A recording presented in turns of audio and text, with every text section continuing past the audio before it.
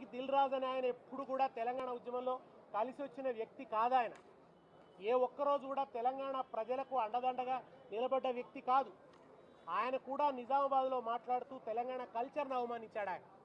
ఆయనకు ఆంధ్రాలో సినిమా విడుదల చేస్తే వైబ్ ఉంటుందట, తెలంగాణలో విడుదల చేస్తే వైబ్ ఉంటలేదట. అయితే తెలంగాణలో సినిమాలు మానుకోని ఆయన దిల్ రాజు, నువ్వు సినిమాలు మానుకొని కళ్ళు మాంసం దుకాణం పెట్టుకో, ఇక్కడ కూడా నీకు వైబ్ ఉంటుంది.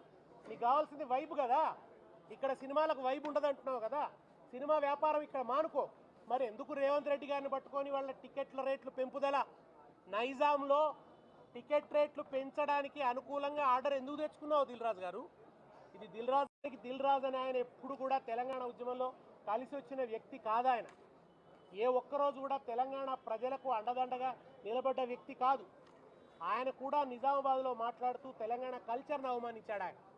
ఆయనకు ఆంధ్రాలో సినిమా విడుదల చేస్తే వైబ్ ఉంటుందట, తెలంగాణలో విడుదల చేస్తే వైబ్ ఉంటలేదట.